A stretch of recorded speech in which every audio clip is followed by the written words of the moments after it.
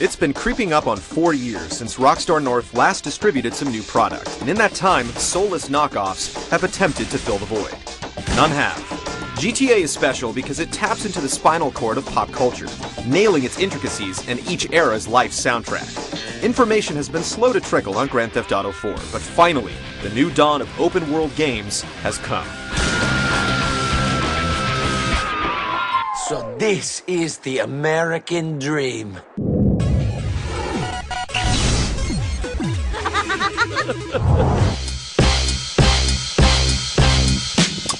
Streets paved with gold, mansions in the hills, and girls with implants are more than enough incentive for Niko Bellic to defect from the dregs of war-ravaged Eastern Europe to the welcoming shores of Liberty City. Well, that and his cousin Roman, who promises a life of luxury in the big city. Welcome to America! Bravo, Darazzaru! Fresh off the boat, Niko quickly realizes that the condo is a rat hole and the Benz is a taxicab. Screw you, you idiot! Okay, I'm an idiot, but you must admit, I have the best line in bullshit you ever heard. Yeah, this I know, asshole. But Niko has come to Liberty City for more than just sunshine and margaritas. Revenge is on his itinerary, but in the meantime, a man's gotta eat. The seedy underbelly of Liberty City becomes his playground, and there are plenty of playmates around. Protagonists in prior games in the series have always been hard, and therefore hard to love. This isn't the case with Niko. He's much more human, showing empathy, sympathy, and fearless loyalty. You might let some Russian asswipe bang your woman, but I won't. You want him to win, and the usual parade of Rockstar whack jobs provide buoyancy and give the game the sense of the unexpected the GTA franchise has built its name on. This is one of the few game stories that can hold up to high-end action flicks, and it's thanks to some incredible voice acting and a slick script. What's your name again? Big mouth prick. There, Cassius. Sit down. Cousin, Niko.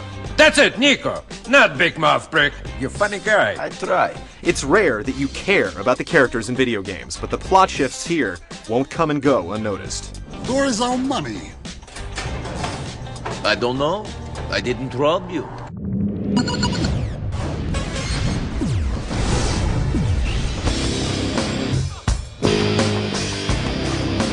Grand Theft Auto isn't so much a design as it is a set of tools. Just like in the past, the suite includes driving and shooting, with one big addition in the form of a social life. Being a social person in GTA 4 pays dividends, and there's no shortage of locations to mingle with leisure.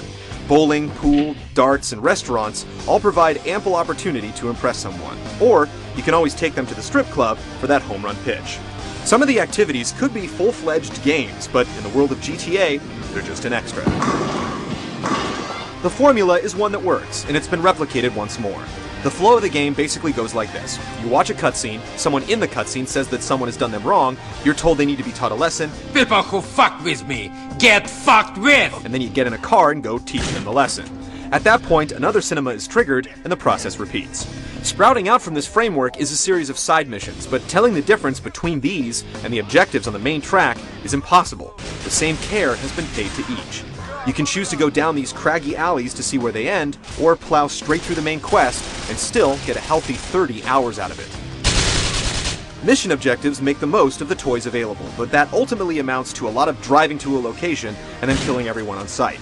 You get the occasional vehicle theft, and races are eventually available from one of Niko's friends, but it can definitely become a little repetitive. The beauty of this franchise is that if you begin to bend to the grind, you can go postal and just freestyle it. The farther you get in the game, the more acquaintances Niko makes. Keeping them all happy can be tough. Couple this with missions scattered all over the map, and it can become overwhelming, but it's all held together by the cell phone. The cell allows Niko to get mission objectives, coordinate dates, or receive special services and jobs from friends. It's also your gateway to the incredible multiplayer options. Straight from the single-player game, you can jump online and slug it out with 15 other players. They were the first ever online options for a console-based GTA game, and Rockstar hasn't just dipped its toe in the water. You begin by creating a fairly simple character, and then you can jump into the action across more than a dozen different gameplay types. Even the typical deathmatch isn't so typical when you have free reign over what amounts to the majority of New York City. There are no boundaries. You can go anywhere and do anything, but the anchor comes in the form of spawn points, weapon location, and game type. This playground provides some interesting propositions for cooperative play, as well as a myriad of competitive modes unlike anything you've played before. One mode has players racing to complete a set of missions, another has one team as the cops, and the other as the robbers. Even the racing is given a new twist when weapons are involved. You're not going to get much more mileage out of a $60 game than you will with Grand Theft Auto 4. The single-player mode will take a full work week to complete and has almost limitless replay value for creative types, and the customizable multiplayer is going to shock people.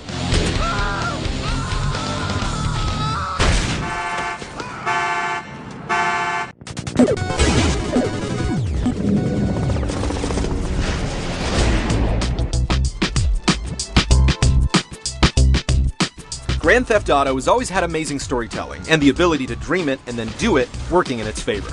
The one criticism that has been consistently leveled against it is that the gameplay sometimes feels like an afterthought. That's all been rectified this time. Shooting, a longtime sore spot, has been completely revamped with an intricate cover system. Some of the control mapping is a little bit odd as Rockstar chose to do things its own way in some respects, but once you wrap yourself around it, the functionality is right up there with the best. Shooting out of vehicles has also been revamped, allowing you to target your shots with the right analog stick while you steer with the left. Lock-on can be a little finicky, but you won't be able to blame the game this time if you're downed in a gunfight. Enough can't be said about how much the new Euphoria physics engine adds to the game. Aside from the obvious joy of watching people interact with fast-moving cold steel, the physics have really been applied to the vehicles. Drive up on something, and the shocks will decompress, allowing the wheels to drop. Knock something over, and it pushes and bashes as if it has real weight. The physics also allow the hundreds of cars to all handle differently. If you play a lot of racing games, it can take a while to feel comfortable taking turns at high speed. The vehicles simply don't like to turn while braking. It's a different style of driving that eventually becomes second nature. If you do grow tired of cruising Liberty City, you can always jump in a cab and essentially warp to your destination.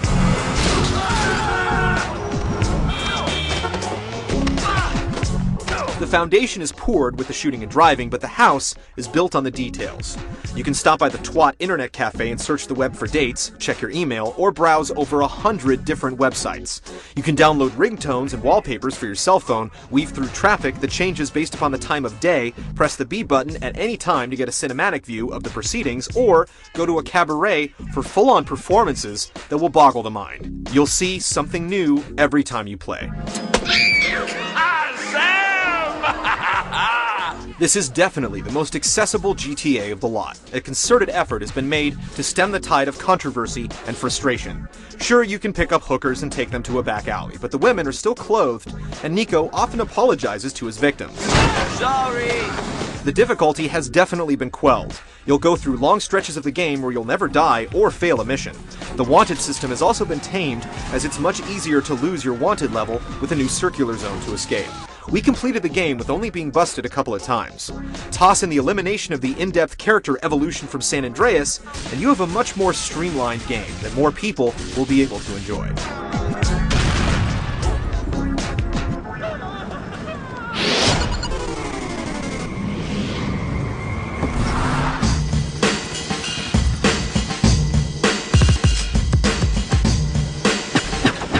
It's not really fair to hold a free-roaming game like GTA to the same visual standards you'd expect from a shooter that runs on a predetermined path.